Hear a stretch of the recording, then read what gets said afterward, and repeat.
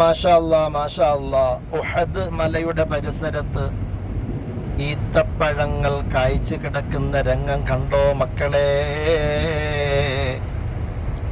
മാഷാ അല്ലാഹ്. ഇത് കണ്ടിട്ട് ആരും കണ്ണുവെക്കല്ലേ, ഒഴിഞ്ഞു പോവേ.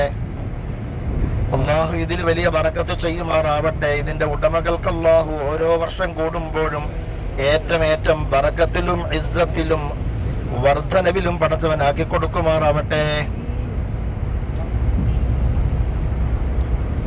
വലിയ തിക്കില്ലാത്ത കൊലയാ, എങ്കിലും നമ്മളെ വണ്ടി പാർക്ക് ചെയ്തിട്ട് തൊട്ടടുത്ത് ഇങ്ങനെ കാണാൻ വേണ്ടി താഴെ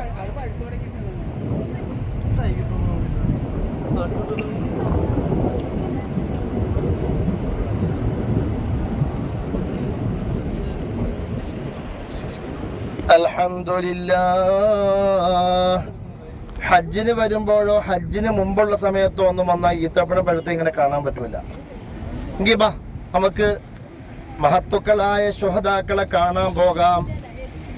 ഉഹദുൻ യുഹിബ്ബുനാ വനുഹിബ്ബുഹു. ഉഹദ് മല നമ്മളെ ഇഷ്ടപ്പെടുന്നു, നമ്മൾ ഉഹദിനെയും ഇഷ്ടപ്പെടുന്നു. സയ്യിദുനാ റസൂലുള്ളാഹി സ്വല്ലല്ലാഹു അലൈഹി വസല്ലം ഹംസത്തുൽ ഖറാർ റളിയല്ലാഹു അൻഹുവിന്റെ പേരിൽ നിർമ്മിക്കപ്പെട്ട പ്രവിശാലമായ പള്ളിയാണ് അവിടെ കാണുന്നത്.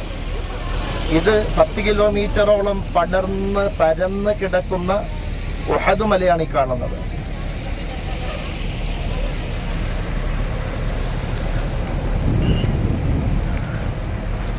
ഉഹദ് യുദ്ധത്തിൽ അമ്പെയ്ത്തി വിദഗ്ധരെ നിർത്തിയ ജബലുർ റുമാത്ത് അഥവാ ജബലു ഐനൈനിയാണ് അങ്ങ് ദൂരെ കാണുന്നത്. അവിടേക്ക് നമ്മൾ പോകും.